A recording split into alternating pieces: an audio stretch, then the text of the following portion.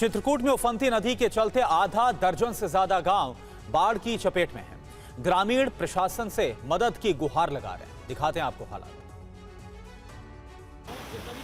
पहाड़ों पर हो रही मूसलाधार बारिश का असर मैदानी इलाकों में देखने को मिल रहा है।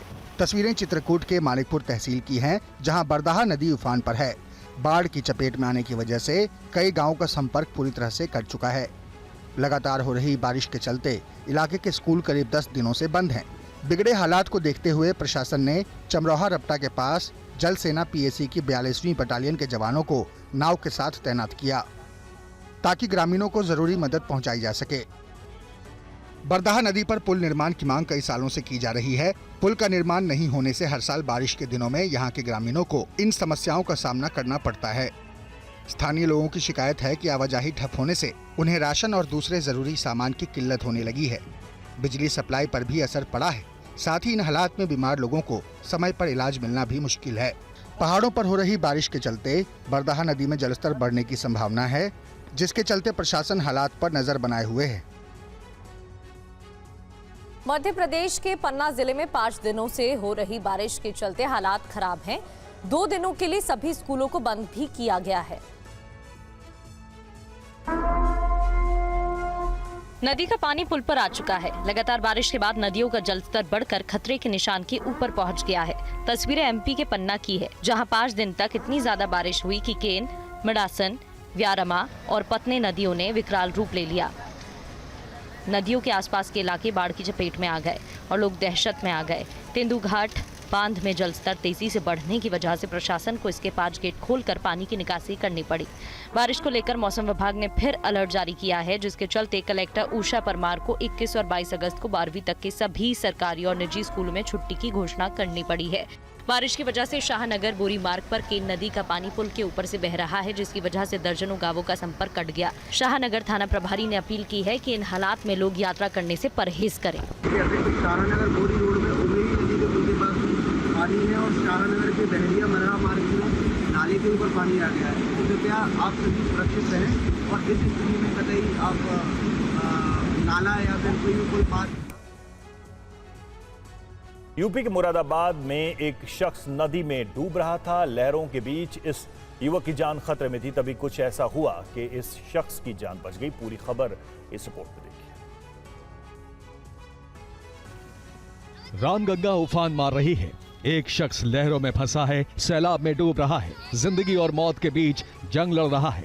तभी पुल के ऊपर मौजूद गोताखोर देवदूत बनकर आए। गोताखोरों ने नदी में बिना देर लगाए छलांग लगाई और फिर रेस्क्यू ऑपरेशन शुरू कर दिया। करीब 50 कदम दूर बह चुके युवक पप्पू वेल्डर को टीले के पास से सुरक्षित बाहर निकाल लिया।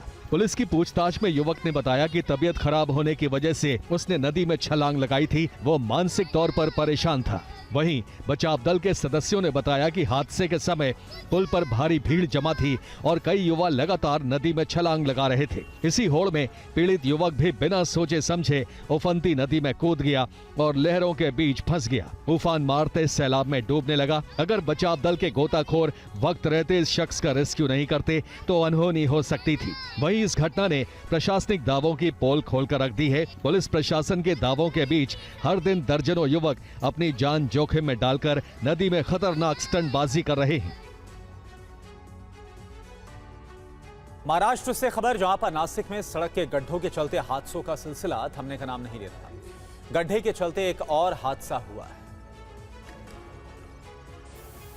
सड़क के अंदर बड़ा गड्ढा बन चुका है। गड्ढा इतना ज्यादा बड़ा और गहरा है कि डंपर का पिछला हिस्सा गड्ढे के अंदर गिर चुका है। डंपर में मौजूद ड्राइवर को समय रहते सुरक्षित बाहर निकाल लिया गया। हादसे की तस्वीरें नासिक के नवश्या गणपति परिसर की हैं, जहां सड़क निर्माण के लिए बजरी लेकर ये डंपर पहुंचा था। तभी अचानक सड़क धंसने लगी और देखते ही देखते सड़क पर करीब 12 फीट का गहरा गड्ढा बन गया और वहां बजरी से लदा ये डंपर गड्ढे के अंदर जा गिरा। गनीमत रही कि गाड़ी का पिछला हिस्सा गड्ढे में गिरा।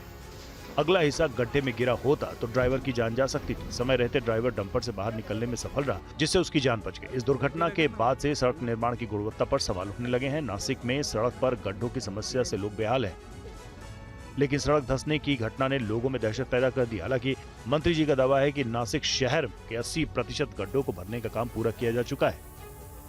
इन दावों के बीच इस हादसे ने अधिकारियों की कार्यशैली पर भी सवाल खड़े कर दिए हैं।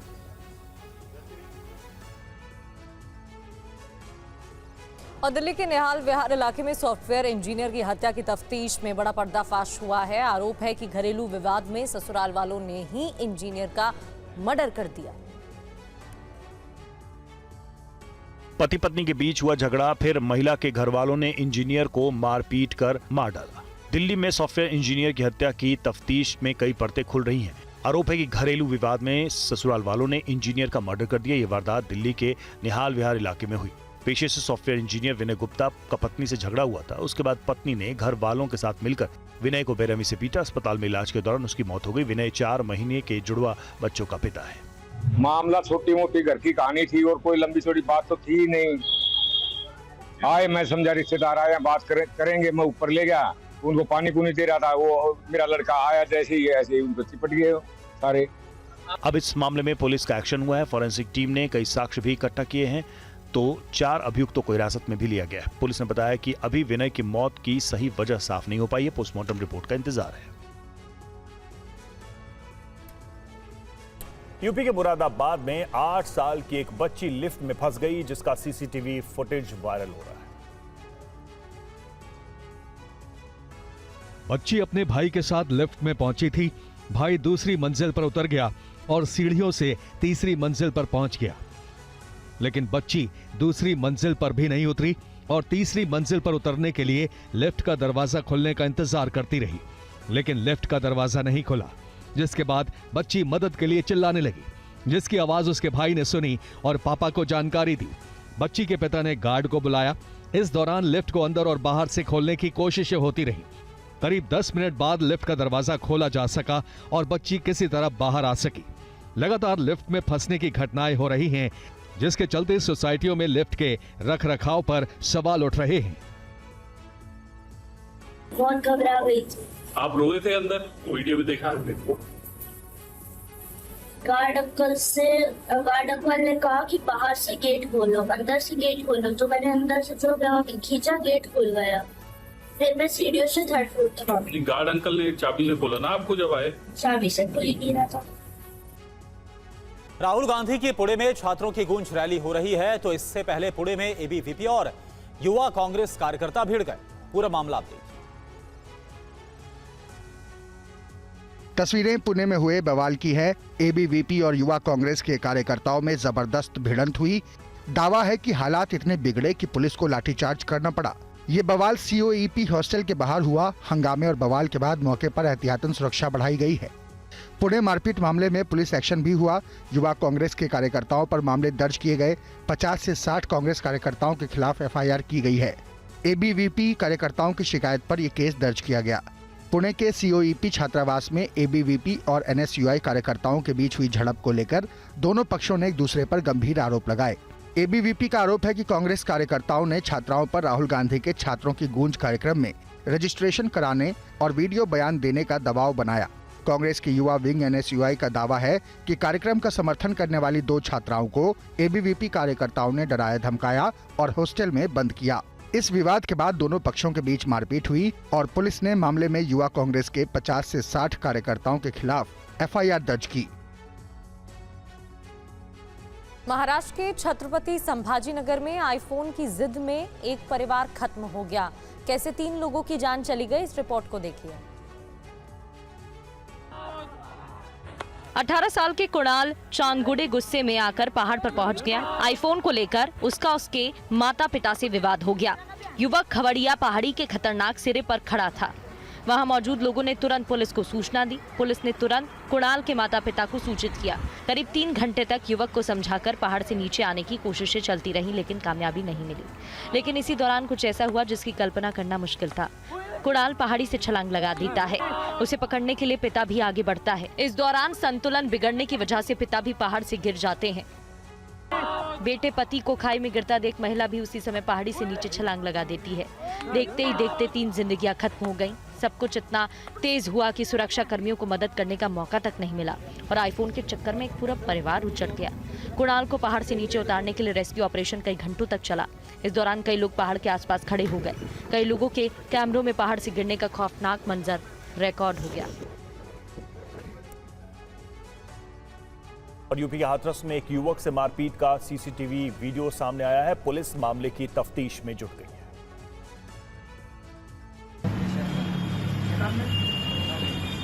एक शख्स काउंटर पर बैठा था, तभी दुकान के अंदर एक व्यक्ति आता है और काउंटर पर बैठे व्यक्ति को जोर से थप्पड़ मार देता है। सब कुछ इतना अचानक हुआ कि काउंटर पर बैठे शख्स को संभलने का मौका नहीं मिला। हमले के बाद ये शख्स चेहरे पर हाथ रखकर वहां से हट जाता है और खुद को संभालने की कोशिश करता है। जिस वक्त हमला हुआ उस वक्त दुकान के काउंटर पर 2 और लोग मौजूद थे। हमले के बाद काउंटर पर बैठा एक शख्स बाहर निकल आता है। इस बीच हमलावर चीखता चिल्लाता रहता है और आगे बढ़ने की कोशिश करता है। तभी पीछे से आकर ये शख्स इस हमलावर को पकड़ लेता है और शांत कराने की कोशिश करता है। जब हमलावर नहीं रुकता है तो ये शख्स हमलावर को धक्का मारते हुए दुकान से बाहर निकाल देता है। ये पूरा वाकया वहां लगे सीसीटीवी में रिकॉर्ड हो जाता है। वीडियो यूपी के हाथरस का है, जहां सिकंदराऊ के खिजरपुर गांव में जमीन को लेकर 2 पक्षों में विवाद चल रहा था। बताया जा रहा है कि जमीन विवाद को लेकर यह हमलावर गुस्से में दुकान पहुंचा और शख्स के साथ मारपीट की। पीड़ित पक्ष ने पुलिस में शिकायत दी है। इसके आधार पर जांच की जा रही है। चंडीगढ़ में पंजाब के वित्त मंत्री के घर के बाहर शिक्षकों ने प्रदर्शन किया। करीब 200 शिक्षकों को पुलिस ने हिरासत में लिया है। प्रदर्शनकारी इतना ज्यादा गुस्से में थे कि उन्हें कंट्रोल करना पुलिस के लिए मुश्किल हो गया। तस्वीरें चंडीगढ़ के पंजाब के वित्त मंत्री हरपाल सिंह चीमा के घर के बाहर की हैं, जहां अचानक बड़ी संख्या में टीचर्स वित्त मंत्री के आवास के बाहर पहुंचकर नारेबाजी करने लगे। प्रदर्शन में महिला शिक्षकों ने बढ़ चढ़कर हिस्सा लिया। पहले प्रदर्शनकारियों को समझाने की कोशिशें होती रहीं, लेकिन जब हालात बेकाबू हो गए तो पुलिस को प्रदर्शनकारी शिक्षकों को हिरासत में लेना पड़ा। इस दौरान करीब 180 शिक्षकों को पुलिस ने पकड़ा। अब जरा टीचर्स से नाराजगी की वजह भी जान लेते हैं। प्रदर्शनकारी शिक्षक क्लर्क पद की भर्ती में कथित गड़बड़ी को लेकर कार्रवाई की मांग कर रहे हैं। इनका कहना है कि 2016 में भर्ती के बाद उन्हें प्रक्रिया में खामियों का हवाला देकर बर्खास्त कर दिया गया था। कोर्ट के आदेश के बाद उनकी बहाली हुई। शिक्षक अब IAS रिपोर्ट का हवाला देकर जिम्मेदार लोगों पर कार्रवाई और न्याय की गुहार कर रहे हैं। इनकी शिकायत है कि इनकी मांग पर सरकार की ओर से कोई ठोस आश्वासन नहीं दिया जा रहा। MP के उज्जैन में आज प्रशासन का बुलडोजर चला है। किन इलाकों में अभियान चलाया गया है, रिपोर्ट देखिए। तस्वीरें उज्जैन के महाकाल मंदिर इलाके की हैं, जहां से अतिक्रमण हटाने का अभियान जारी है। पिछले कुछ दिनों में यहां से 72 अवैध कमर्शियल ढांचों को गिराया जा चुका है। आज करीब 15 ढांचों को गिराने का टारगेट रखा गया। इस इलाके में महाकाल हरि फाटक ब्रिज के चौड़ीकरण का काम चल रहा है, जिसके चलते यहां अतिक्रमण हटाया जा रहा है। जिन जगहों पर बुलडोजर एक्शन होना था उन्हें पहले ही नोटिस देकर सूचित किया गया था। प्रशासन ने साफ कर दिया है कि आगे भी ये अभियान जारी रहेगा। जैसा कि विदित है कि महाकाल जो हरिफाटक ब्रिज है उसका चौड़ीकरण का कार्य प्रगति पर है। उसी तारतम्य में उज्जैन विकास प्राधिकरण के लगभग 15-16 स्ट्रक्चर्स हैं जिनकी की लीज पूर्व में निरस्त की जा चुकी है। आज जिला प्रशासन, पुलिस प्रशासन और नगर निगम की उपस्थिति में वो सभी जिनकी लीज निरस्त कर दी जा चुकी है और किसी भी माननीय न्यायालय में स्टे नहीं है, उनको आज सभी की उपस्थिति में हटाया जा रहा है। विकास प्राधिकरण के द्वारा इन पर कब्जा प्राप्त किया जाएगा और अग्रिम कार्रवाई की जाएगी। और प्याज के दाम अचानक रफ्तार पकड़ रहे हैं। दिल्ली की गाजीपुर मंडी में प्याज के दाम 25 से 45 रुपए प्रति किलो तक चल रहा है, तो रिटेल मार्केट में प्याज 60 रुपए किलो तक मिल रहा है। दिल्ली की गाजीपुर मंडी से शालिनी वाजपेयी की ग्राउंड रिपोर्ट देखिए। ये कहां से आ रहा है? ये आपका MP भवानी मंडी का स्टेशन पड़ता है, वहाँ से झालावाड़ के क्षेत्र से थोड़ा आगे। इसका रेट कितना है? इसका रेट है मैडम 41 रुपये। 41 रुपये। यहाँ पर गाजीपुर मंडी में जो दाम है 30 रुपये से लगा के और 45 के बीच में रिपोर्ट है। जैसा माल वैसे पैसे। अगर कोई मीडियम है, गोली है तो वैसे बिक रहा है और ज़्यादा सुपर 45। यहाँ पर जो रेट है 25 से 30 लगभग कहेंगे कि जिससे शुरुआत है प्याज की जो रेट है उसकी, और वो पहुँचता है करीब 45 रुपए तक पहुँच रहा है। 42 से 45 मानिए अधिकतम रेट है यहाँ पर गाजीपुर मंडी में। यही जो प्याज है ये जब कॉलोनी में पहुँचता है, सोसाइटीज़ की मार्केट में, तो वहाँ पर पहुँचकर इसके जो दाम हैं वो 55 के आसपास तक पहुँच जाते हैं। अभी जो आवक है वो कम है क्योंकि इस बार जो है वो कम प्याज हुई है। और वहीं जम्मू में प्याज के दाम बेकाबू हो रहे हैं। रिटेल मार्केट में प्याज 60 रुपए प्रति किलो से भी ज्यादा महंगी मिल रही। जम्मू से रमन सैनी की रिपोर्ट आपको दिखा दें।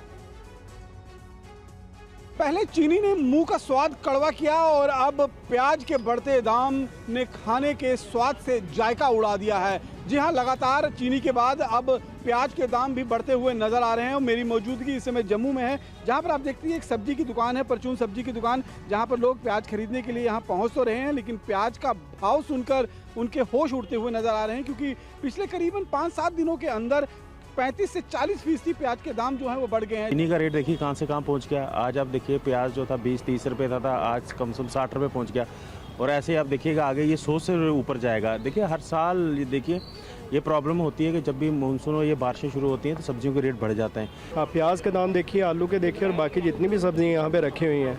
आप गोभी देखिए 110 रुपये किलो है, भिंडी का देखिए 90 से 100 रुपये किलो जा रही है, टमाटर देखिए 60 से 70 रुपये किलो जा रहे हैं। तो इतनी महंगाई में जो है आम आदमी के लिए जो है निर्वाह करना बहुत मुश्किल हो रहा है। प्याज का दाम कब से बढ़ना शुरू हुआ? प्याज से हफ्ता हो गया प्याज का। पहले क्या रेट चल रहा था? रोज मंडी में 5-5 रुपये किलो बढ़ रहा है। इस हिसाब से लगता है जल्दी तोहफा दे देंगे प्याज वाले। और एमपी के भोपाल में लग्जरी और बड़े रेस्टोरेंट में खाना पानी कितना सुरक्षित है, इसका पता तब चला जब फूड सेफ्टी डिपार्टमेंट ने इन सभी पहलुओं पर निरीक्षण किया।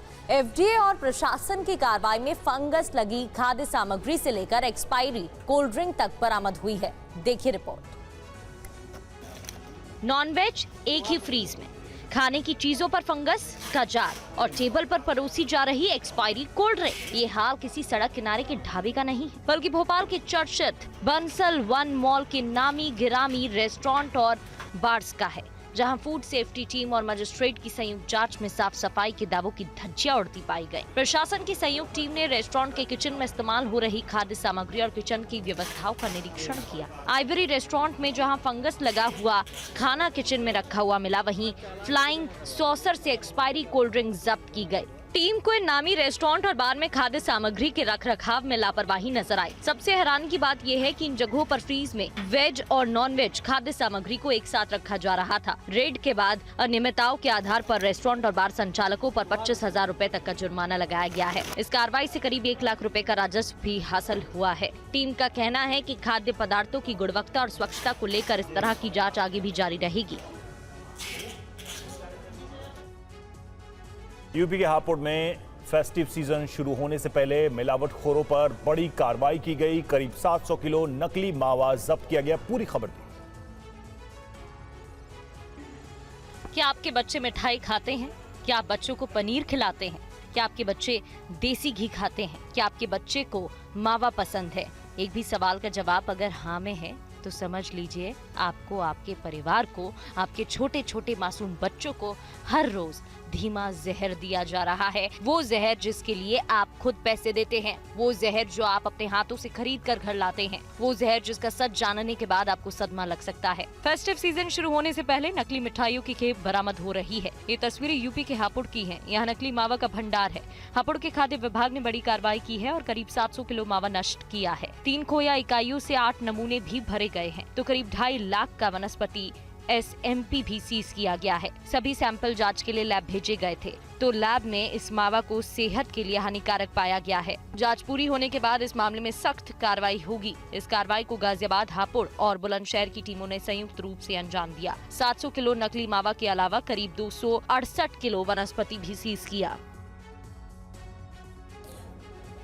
महाराष्ट्र में एफडीए की कार्रवाई से हड़कंप मचा हुआ है। एफडीए की तरफ से लगातार जो कार्रवाई है वो की जा रही है। एफडीए के आयुक्त तुकाराम मुंढे ने खाद्य प्रतिष्ठानों के खिलाफ अभियान में अभी तक 71 को सुधार नोटिस और 13 के लाइसेंस को रद्द किया है। आप देखिए। महाराष्ट्र में खाद्य सुरक्षा और मिलावट के खिलाफ एफडीए की कार्रवाई से रेहड़ी, होटल, रेस्टोरेंट और दुग्ध उत्पाद बनाने वालों की नींद हराम हो चुकी है। एफडीए ने हाल ही में चलाए गए अपने अभियान में कुल 89 जगहों का निरीक्षण किया। इस दौरान एफडीए ने जहां 71 प्रतिष्ठानों को सुधार नोटिस जारी किया, वहीं 13 के लाइसेंस सस्पेंड कर दिए गए। 19 से 20 अगस्त को रेडियो क्लब में निरीक्षण के दौरान एफडीए ने घोर लापरवाही पाई। क्लब की रसोई में बड़ी संख्या में मक्खियां और मरे हुए कॉकरोच पाए गए। इसके अलावा किचन में गंदगी का अंबार दिखा। पेंट, प्लास्टर भी उखड़े हुए दिखे। इस दौरान करीब 26,41,000 रुपए का माल भी जब्त किया गया। मुंबई के कोलाबा में रेड कर एफडीए ने मैकडॉनल्ड्स रेस्टोरेंट का FSSAI लाइसेंस भी निलंबित कर दिया। यहाँ भी साफ सफाई और खाद्य पदार्थ के रखरखाव में लापरवाही दिखी। एफडीए के मुताबिक अभियान के दौरान अलग अलग डेयरी फार्म और दुग्ध उत्पादकों के ठिकानों से 2348 किलो दूध पाउडर और 902 लीटर संदिग्ध मिलावटी सामग्री भी जब्त की गई। इसके अलावा गुटखा तंबाकू के खिलाफ कार्रवाई करते हुए एफडीए ने करीब 14,55,000 रुपए का माल जब्त किया और 6 लोगों को गिरफ्तार किया। यूपी के अलीगढ़ में मलखान सिंह जिला अस्पताल और पंडित दीनदयाल अस्पताल में एफएसडीए की टीम ने एक बार फिर रेड की है और मरीजों के लिए खाना बनाने वाले फर्म पर सख्त कार्रवाई की गई है। दाल बेकार है, पानी सी दाल है और रोटी भी कच्ची कच्ची है, आटा निरा लगा के दे रहे हैं सूखा। ये हाल है अलीगढ़ के मलखान सिंह जिला अस्पताल में मरीजों के लिए खाना बनाने वाली एजेंसी के, जिसे ना तो खाद्य सुरक्षा और औषधि प्रशासन की चेतावनी का डर है और ना ही अस्पताल प्रशासन का। लगातार शिकायतों के बाद जब एफएसडीए टीम ने राजवीर ट्रेडर्स फर्म के किचन में छापा मारा तो उसे खाद्य सुरक्षा से जुड़ी कई अनियमितताएं मिली। एफएसडीए को कैंटीन के अंदर जहां चूहे मिले वहीं मरीजों को दिए जाने वाले खाने में मिलावट के भी सबूत मिले। मलखान सिंह में छापामारी कार्रवाई किया। कैंटीन की स्थिति बहुत खराब थी।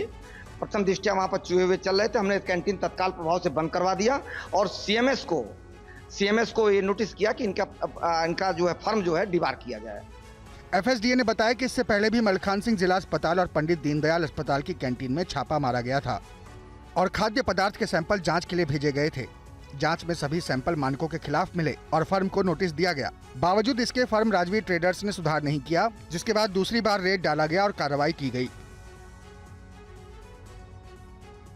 यूपी के बरेली में नकली दवाओं की बिक्री का बड़ा सिंडिकेट सामने आया है। एफएसडीए ने यहां कई ठिकानों पर रेड कर एक बड़े मेडिकल एजेंसी पर नकेल कसी। नकली दवाओं का बड़ा स्टॉक भी बरामद किया। खाद्य सुरक्षा एवं औषधि प्रशासन को बरेली दवाइयों की धड़ल्ले से बिक्री और बड़े मेडिकल एजेंसियों की मिली भगत की सूचना मिली थी। इसी सूचना पर एफएसडीए की टीम ने जब बचरावा थाना क्षेत्र में रेड की तो उसके भी होश उड़ गए। निरीक्षण के दौरान मिश्रा मेडिकल एजेंसी से जुड़ी कई शिकायतें सही पाई गई। फर्म के संचालक आमोद कुमार मिश्रा की मौजूदगी में एफएसडीए ने दवाओं की जाँच और रिकॉर्ड का सत्यापन किया। जाँच में जहाँ ऑगमेंटिन डुओ 625 और कैनाकॉट इंजेक्शन का बहुत स्टॉक संदिग्ध पाया गया। टीम को मौके से कई दूसरी नकली दवाइयां भी मिली। जांच में दवाइयों की खरीद बिक्री में भी भारी अनियमितताएं पाई गई। एफएसडीए से मिली जानकारी के मुताबिक मिश्रा मेडिकल एजेंसी के सिंडिकेट की भनक टीम को लखनऊ के अमीनाबाद में निरीक्षण के दौरान मिली थी। जांच में सामने आए साक्ष्यों के आधार पर एफएसडीए ने मिश्रा मेडिकल एजेंसी के संचालक आमोद कुमार मिश्रा के खिलाफ नकली दवाइयों के भंडारण, खरीद बिक्री को लेकर एफआईआर दर्ज कराई है। राजस्थान पुलिस की बड़ी लापरवाही सामने आई है। गिरफ्तारी वारंट पर राजस्थान पुलिस ने लखनऊ में तैनात एक सिपाही को पकड़ लिया और उसे जेल में डाल दिया। इस गलती के कारण निर्दोष शख्स को 166 दिन तक जेल में गुजारने पड़ गए। राजस्थान पुलिस की लापरवाही के शिकार हुए ये वही यूपी के जवान हैं जिन्हें बेवजह 166 दिनों तक राजस्थान के सवाई माधोपुर जेल में सजा काटनी पड़ी। लखनऊ के गोमती नगर निवासी सिपाही अखिलेश त्रिपाठी को तब इंसाफ मिला जब इनका मामला जयपुर हाईकोर्ट पहुंचा। इस दौरान उन्हें काफी दिक्कतों का सामना करना पड़ा। पुलिस की इस कार्यशैली की वजह से उसे 166 दिन जेल में रहना पड़ा और यह सारी चीज़ें सिर्फ इस वजह से हुई क्योंकि जिस व्यक्ति की चाहत थी पुलिस को जो वारंटी था उसके ऊपर 25,000 रुपये का इनाम था। अखिलेश त्रिपाठी के खिलाफ राजस्थान के सवाई माधोपुर कोर्ट से गिरफ्तारी वारंट जारी हुआ था, जो लखनऊ के अलीगंज में रहता था और सितंबर 1998 में ही मर चुका था। उस पर धोखाधड़ी का आरोप था, लेकिन सिर्फ उस पर मुकर्रर इनाम के कारण राजस्थान पुलिस ने उससे मिलती जुलती जानकारी के आधार पर गोमती नगर निवासी सिपाही अखिलेश त्रिपाठी को गिरफ्तार कर लिया। हालांकि अब जयपुर हाईकोर्ट ने सिपाही अखिलेश को बरी कर दिया और खेद भी जताया है, लेकिन अभी अखिलेश की परेशानी कम नहीं हुई है। जेल से रिहाई के बाद भी यूपी पुलिस में इनकी ज्वाइनिंग नहीं हो पाई है। उत्तर प्रदेश के कन्नौज में डीजे को लेकर कावड़ियों और पुलिस के बीच झड़प हो गई। झड़प के बाद कावड़ियों ने काफी देर तक हंगामा किया। ऐसा लग रहा है जैसे बीच सड़क पर संग्राम छिड़ा हो। कुछ लोग बीच बचाव की कोशिश कर रहे हैं, लेकिन कोई पीछे हटने को तैयार नहीं। पुलिस के साथ धक्का मुक्की हुई, जबरदस्त हंगामा हुआ, नारेबाजी की गई और फिर कावड़िए सड़क पर ही धरने पर बैठ गए। मामला तूल पकड़ने लगा। ऐसे में कोतवाल जितेंद्र ने कावड़ियों से सीधी बात की, माफी भी मांगी गई। उन्होंने कहा कि उनसे अगर गलती हुई तो वो रिजाइन कर देंगे। बाकी सर अब हम लोग यहाँ पे निर्णय तो यही लिया है कि हम लोग वापस जाएंगे। चलो वापस मेरी वजह से जी। आप क्या चाहते मेरे लिए? मैं हम पूछ रहे हैं दोनों किसका? मेरा आपका। मैं रिजाइन करता हूँ। मैं पूरे समाज के साथ कह रहा हूँ, अगर इनकी ये है कि मैंने, अगर ईश्वर साक्षी है, मैंने किसी कांवड़िया का अपमान किया है तो ईश्वर इसका न्याय करेगा। और आप कहते हैं मैं अभी रिजाइन करता हूँ इतने समाज के सामने, सच नहीं रिजाइन जाइए। मैंने कुछ भी गलत नहीं किया। दरअसल कावड़ियों का जत्था डीजे बजाते हुए जा रहा था, जिस पर पुलिस ने शहर के अंदर डीजे ले जाने को लेकर ऐतराज जताया। इस पर कावड़िए भी नाराज हो गए। देखते ही देखते पुलिस और कावड़ियों के बीच डीजे को लेकर झड़प हो गई। इस झड़प में धक्का मुक्की भी हुई। मुंबई के जुहू में एक नाबालिग लड़की हिट एंड रन का शिकार हो गई। स्कूल जाने के दौरान एक बेकाबू बाइक ने उसे जोरदार टक्कर मारी और मौके से फरार हो गई। महाराष्ट्र में खाद्य सुरक्षा और मिलावट के खिलाफ एफडीए की कार्रवाई से रेहड़ी, होटल, रेस्टोरेंट और दुग्ध उत्पाद बनाने वालों की नींद हराम हो चुकी है। एफडीए ने हाल ही में चलाए गए अपने अभियान में कुल 89 जगहों का निरीक्षण किया। इस दौरान एफडीए ने जहां 71 प्रतिष्ठानों को सुधार नोटिस जारी किया, वहीं 13 के लाइसेंस सस्पेंड कर दिए गए। 19 से 20 अगस्त को रेडियो क्लब में निरीक्षण के दौरान एफडीए ने घोर लापरवाही। अगली खबर का रुख करते हैं। दिल्ली के रायसीना रोड पर चलती कार में आग लगने से हड़कंप मच गया। लपटों से घिरी कार में ड्राइवर की जान कैसे बची, आप देखिए पूरी खबर। बीच सड़क पर आग का गोला बनी कार, सड़क पर धू धू कर जली गाड़ी। कार से देखते ही देखते आग की ऊंची ऊंची लपटें उठने लगी। आसपास के राहगीर घटना को देखकर सहम गए। ये तस्वीरें दिल्ली के रायसीना रोड इलाके की हैं। आग इतनी भीषण थी कि दूर से ही धुएं का गुबार दिखाई दे रहा था। कार से उठती लपटें बेहद डरावनी और खौफनाक थी। आग लगने की सूचना मिलने के बाद फायर ब्रिगेड की टीम मौके पर पहुंची और आग पर काबू पाया। अब पुलिस इस मामले की तफ्तीश कर रही है। दिल्ली के वीवीआईपी जोन में हुई इस अग्निकांड से कई सवाल उठ रहे हैं। यही वजह है कि कार में आग लगने के कारणों का पता लगाया जा रहा है। हालांकि गनीमत यही रही कि इस घटना में ड्राइवर की जान बाल बाल बच गई। आग की लपटों से घिरी कार से ड्राइवर वक्त रहते बाहर निकल आया। इस घटना से जुड़ा एक वीडियो सामने आया और आग की लपटों ने कार को कबाड़ बना दिया। आग के इस मामले पर कार मालिक ने बताया कि वो परिवार को लेने जा रहे थे। अचानक कार गर्म होने लगी, लेकिन उन्हें इसका पता नहीं चला। दूसरे व्यक्ति ने उन्हें इस बारे में बताया। फिर कार सवार तेजी से गाड़ी से बाहर निकल आए, जिससे दोनों की जान बच गई। और आगे बढ़ते हुए बात यूपी की सियासत की करते हैं। मुख्यमंत्री योगी के पी और पाकिस्तान वाले बयान पर अब समाजवादी पार्टी के अध्यक्ष अखिलेश यादव ने जवाब दिया है। अखिलेश यादव ने कहा कि अगर मैं कहूं बीजेपी मतलब भाग जाओ पाकिस्तान, तो बीजेपी क्या कहेगी। उन्होंने कहा कि पीडीए से बीजेपी वाले डरे हुए हैं। अगली बार यूपी में समाजवादी पार्टी की सरकार बनेगी।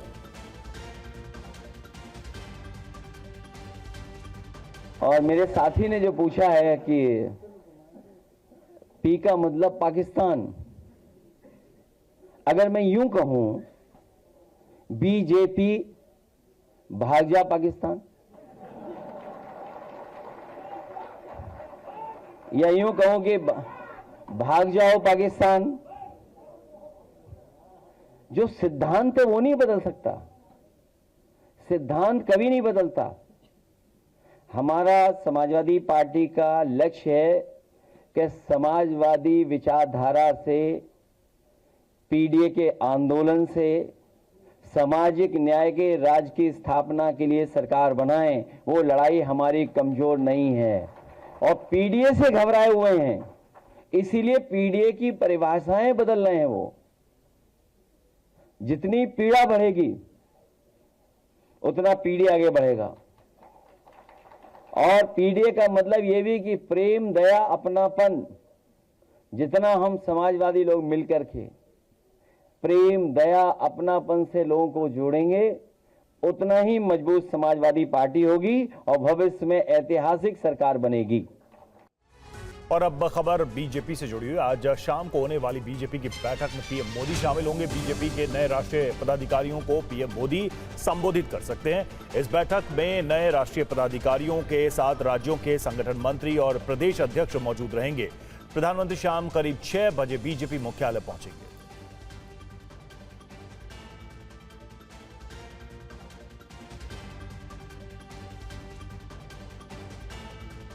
तो आज शाम 6 बजे बीजेपी मुख्यालय प्रधानमंत्री आएंगे और राष्ट्रीय स्तर के जितने भी पदाधिकारी नियुक्त हुए हैं उनके साथ ये बैठक होगी। आपको बता दें कि इस बैठक में नए राष्ट्रीय पदाधिकारियों के साथ साथ राज्यों के संगठन मंत्री और प्रदेश अध्यक्ष भी मौजूद रहेंगे।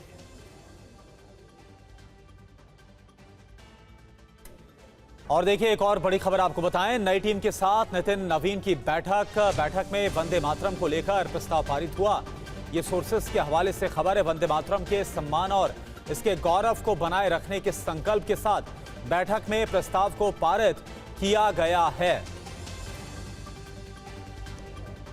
तो आपको बता दें कि जो नई टीम है बीजेपी के राष्ट्रीय अध्यक्ष नितिन नवीन की, जो 65 सदस्यीय नई टीम है, उसके साथ आज बैठक की नितिन नवीन ने अपनी अध्यक्षता में, और इसमें वंदे मातरम को लेकर उसके सम्मान और गौरव को बनाए रखने के लिए जो प्रस्ताव है वो पास किया गया है नई टीम के साथ।